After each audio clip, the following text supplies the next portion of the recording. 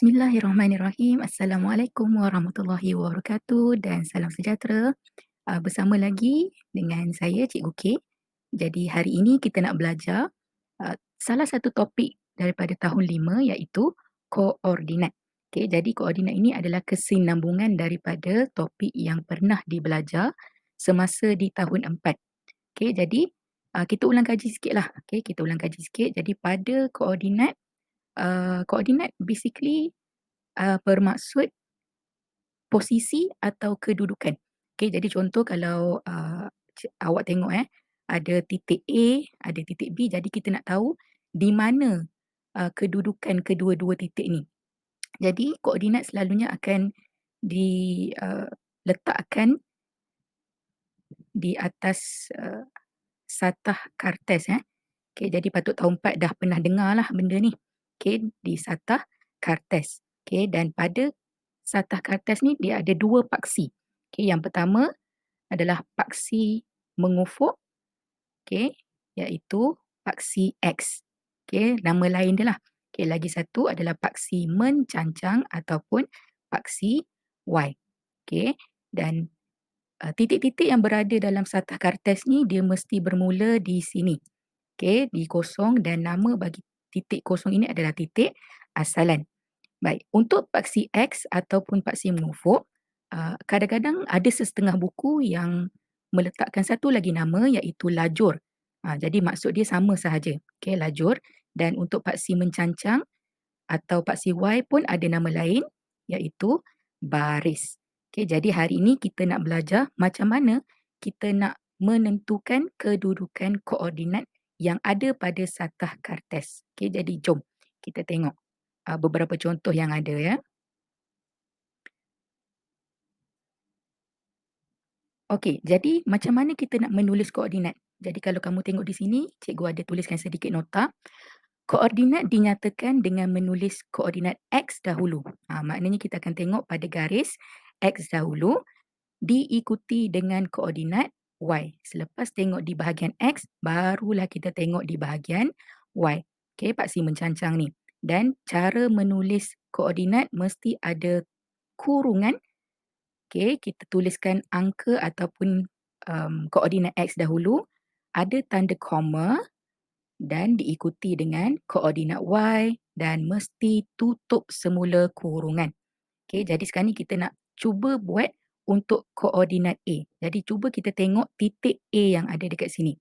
Baik, titik A yang ada dekat sini macam yang dinyatakan dalam nota tadi, kita mestilah tengok pada bahagian X dahulu.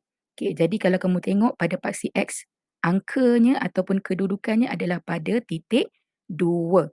Okey, dan kemudian selepas kita dapat titik X, kita akan tengok titik yang sama tapi pada paksi Y pula. Dan kebetulan pada paksi Y juga berada pada titik 2. Jadi untuk koordinat A, kita boleh nyatakan sebagai 2, 2. Tak payahlah sebut 2,2. 2, 2 je. Okey, kemudian seterusnya kita nak tengok untuk koordinat B.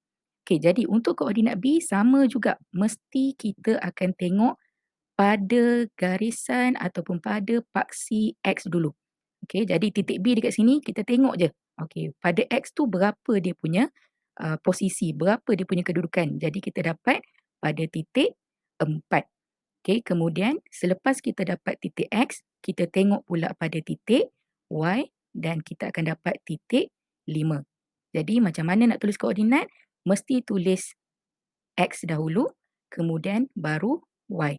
Jadi untuk koordinat B adalah 4, 5. Okey, jelas? Kalau tak jelas tak apa, kita boleh tengok contoh-contoh lain yang seterusnya. Okey, ini contoh yang seterusnya, bagaimana nak menandakan titik koordinat. Okey, dekat sini dah diberi titik koordinat S adalah 5, 2. Jadi cikgu nak tunjukkan dari mana datangnya jawapan 5, 2 ni. Jadi 5 ini adalah daripada paksi X. Okey, jadi kalau kamu tengok titik S dekat sini, kita turun pergi ke garis X tu, kita boleh nampak angka 5. Dan selepas dapat 5, barulah kita tengok pada paksi Y dan kita akan dapat koordinat 2. Barulah kita akan dapat koordinat S iaitu 5, 2. Kalau kamu tulis 2, 5, dah salah lah sebab kamu tulis Y dulu. Sedangkan untuk menandakan titik koordinat, mestilah bermula dengan koordinat X dan diikuti dengan koordinat Y. Okey, seterusnya kita buat sedikit latihan. Kita nak mencari koordinat bagi keempat-empat bandar yang dipaparkan ini. Jadi kita mula ikut huruf lah. Okey, kita mula dengan bandar P. Okey, jadi kalau kamu tengok titik bandar P berada di sini, maknanya untuk menuliskan koordinat dia, kita mesti lihat pada paksi X dulu. Okey, jadi pada paksi pada paksi X, kita dah jumpa pada koordinat 2. Dah dapat X, barulah kita tengok pada paksi Y. Kita dah dapat 4. So tadi X adalah 2, Y adalah 4. Jadi macam mana nak tulis koordinat? Kurungan koordinat X, koma, koordinat Y dan tutup semula kurungan. Okey, jelas? Baik, kita buat pula untuk bandar Q. Okey, bandar Q titik dekat sini. Jadi tadi kita dah belajar, kita akan tengok pada paksi X dulu. Jadi kita turun. Okey, kita dah jumpa 3. Selepas tu kita tengok pula Y. Kita dah jumpa 2. Jadi nak tulis yang mana dulu? 2 atau 3? Okey, kita akan tulis 3 dulu sebab kita kena tulis X dulu. Okey, jadi untuk bandar Q, koordinatnya adalah 3, 2. Okey, seterusnya untuk bandar R. Okey, titik bandar R berada dekat sini. So, kita tengok, kita turunkan sikit, kita pergi ke X. Okey, kita dah jumpa 6. Lepas dah tengok X, kita pergi ke Y. Kita dapat 4. Jadi, koordinat untuk bandar R adalah 6, 4. Okey, tuliskan X dulu, kemudian baru Y. Okey, sama juga dengan bandar S. Titik bandar S dekat sini. So kita tengok pada pada paksi X. Pada paksi X kita dah jumpa 6. Kemudian tengok pada paksi Y adalah 1. Jadi untuk koordinat bandar S 6, 1.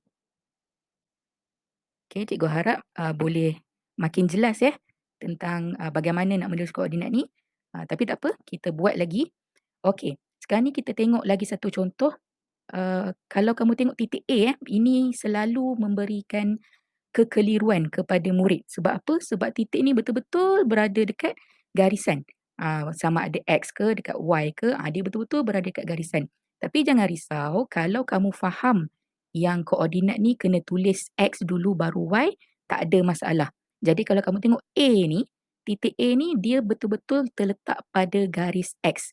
Jadi pada koordinat X lah yang akan ada angka, yang akan ada nombor. Dan kalau kamu tengok pada Y, dia sebaris dengan kosong, titik asalan. Jadi untuk koordinat A ni, kita akan dapat 1, 0. Bukan 01. Kalau 01, maknanya kosong tu adalah X. Sedangkan A ni, X dia adalah 1. Okey, jadi kalau Y tu kosong, barulah betul diletakkan dekat sini. Okey, jadi koordinat A adalah 1, 0. Baik, kita tengok B pula. Okey, ini latihan sajalah. Lepas kita dah faham, rasanya kalau kamu tengok pun kamu dah tahu dah. Okey, jadi B ni kita tengok X dia 2, kita tengok Y dia 4.